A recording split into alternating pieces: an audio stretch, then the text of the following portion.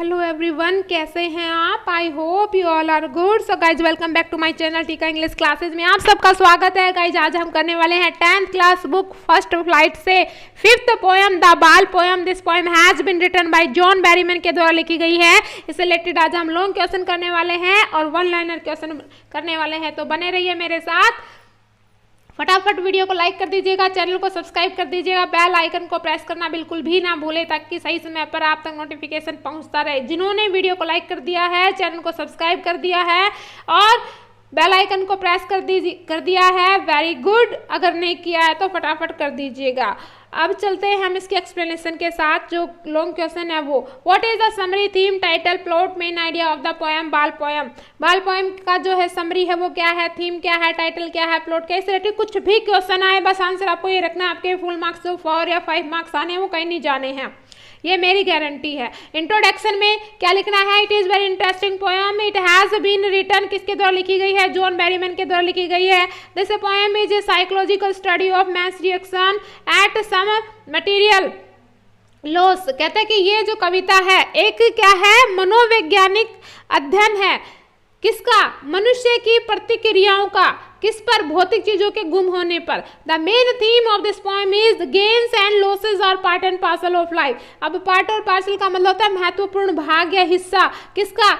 और दूसरा जो थीम बनता है, the money is internal and material things are external. अब उसके बाद जो कवि है क्या कहना चाह रहा है वो सुन लीजिए। तो ये तो हिस्सा था हमारा किसका, ये लिखेंगे हम इंट्रोडक्शन के अंदर। अब हम करते हैं इसकी एक्सप्लेनेशन का जो भाग है वो। एक दिन का कौन भाई, one day the boy was playing with his ball. एक दिन लड़का जो है अपने बॉल के साथ खेल रहा था।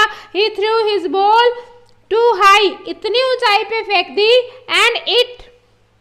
And what happen, and it, यहाँ पर डबल हो गया भाई, एक इट को कम, एंड इट वेंट, ये चली गई, कहाँ चली गई, बाउंसिंग मतलब होता है उछलते हुए, डाउन द स्ट्रीट, गली में चली जाती है। एक्चुअली जो लड़का है वो एक हार्बर होती है बंदरगाह, एक बंदरगाह के किनारे पे उसका घर होता है, वहाँ पर खेल रहा होता है। गली में वो जो है उसकी जो बॉल है वो बाउंस करती चली जाती है, जंप करती चली जाती है। The boy run after it, इसके पीछे पीछे दौड़ता है। But it fail into the water and floated away from him, ये किस पे, पानी पे तैरने लगती है और दूर चली गई, कहाँ चली गई, उससे दूर चली गई।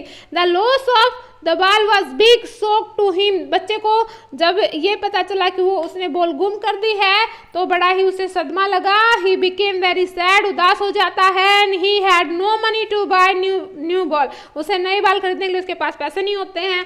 फ्रॉम दिस लिटिल इंसिडेंट, इस छोटी सी घटना से, ठीक है, एक्सीडेंट होता है दुर्घटना और इंसिडेंट होती है कोई छोटी सी बात हो जाना, तो कोई छोटी सी घटना हो जाना। The boy learned that things are lost, things once lost are lost forever. उसे ये शिक्षा मिली कि एक बार जो चीज गुम हो गई वो हमेशा के लिए गुम हो गई, ठीक है। The world is full of material things, जो संसार है किससे, भौतिक चीजों से भरा हुआ है। तो ये चीजें उसने क्या सीखी, एक बार गुम हुई चीजों को हम दोबारा प्राप्त नहीं कर सकते, उस जैसे ले सकते हैं लेकिन उस गुम हुई को नहीं ले सकते हैं। उसके बाद जो पोएट है वो क्या कहना चाह रहा है, the poet did not offer him money to buy a new ball in a place of the lost ball, ठीक है, लॉस्ट वन। कहते हैं कि उसकी जो पुरानी गेंद गुम हो जाती है वो उसके बचपन से बिलोंग करती थी, तो कभी ने उसे पैसे नहीं दिए कि वो दूसरी बॉल लेके आ जाए।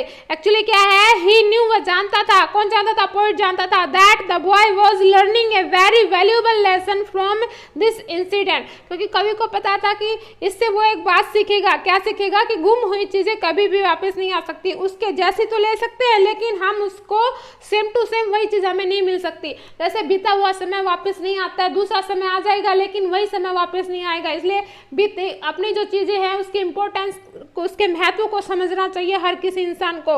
एट लास्ट वहन, अब यहाँ पर जो है भैया एक वर्ड मिसिंग है, यहाँ पर आएगा ही, ठीक है। At last when he came to know that the gains and losses are part and parcel of life, कहते जब उसे ये पता चला, बेटा यहाँ पर ना ये चेक कर लीजिएगा, यहाँ पर ही आएगा, ये बाय मिस्टेक रह गया।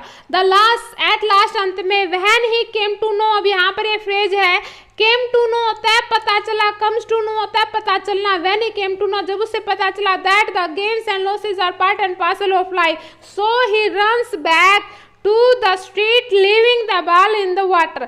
जब उसे पता चला, क्या पता चला कि मिलना और खोना तो जिंदगी का एक भाग है, कि हिस्सा है, तो वो वापस आ जाता है और इस तरीके से वो रिग्रेट नहीं करता है। फिर उससे पहले वो रिग्रेट पश्चाताप कर रहा था। कंक्लूजन में हम करेंगे, as a conclusion we can say that this poem gives a message that the gains and losses are part and parcel of life. Clear. उसके बाद है very short answer type question हम करने वाले हैं, वो देख लीजिएगा फटाफट। What thing has the boy lost in the poem? The ball poem में कौन सी चीज उसने गुम कर दी? कौन सी कर दी भाई? ये थी एक बॉल थी, ठीक है। Who is the poet of the poem? तो John बेरीमन is the poet. What is the cost of the ball according to the poet? तो 8 डाइम। डाइम का मतलब होता है, क्या होती है? 8 सेंट। 8 सेंट होती तो 1 डाइम के बराबर है। What does the word it refer to? यहाँ पर जो वर्ड it है वो किसके लिए रेफर किया गया है? The word it refers to the ball with which the boy was playing. यहाँ पर इट किसके लिए? बाल के लिए यूज किया, जिससे वो खेल रहा था, बॉल के लिए। Where has it gone? ये कहाँ चली गई थी? It has gone into the water of the sea, ठीक है, क्योंकि वो हार्बर समुद्र का किनारा था, एक बंदरगाह थी। और उसके बाद कहता है कि नेक्स्ट हमारे क्वेश्चन में पूछा गया है, क्या पूछा गया है? Where was the boy staring down? नीचे क्या घूर रहा था? He was staring down the harbour where his ball had gone. उस बंदरगाह के किनारे पर, उस समुद्र के किनारे को घूर रहा था जहां पर वो बॉल चली गई थी। What does he sense? What does he sense? उसने क्या सेंस किया? उसने क्या फील किया? ही सेंसेस दैट गेन्स, उसे क्या महसूस हुआ? क्या पता चला उसे? That gains and losses are part and parcel of life, की मिलना और खोना क्या है? जीवन का एक भाग है। Why is money called eternal? कहते हैं जो मनी है उसको इटरनल क्यों बताया गया है?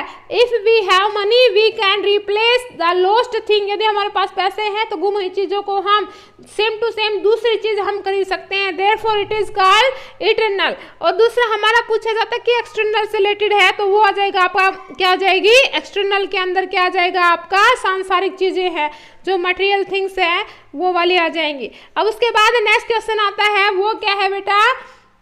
What is the boy learning? बच्चा क्या सीख रहा है? He is learning the nature of loss which is part and parcel of life। कहते हैं प्रकृति का स्वभाव है, खोना और पाना तो क्या है? जीवन का एक हिस्सा है।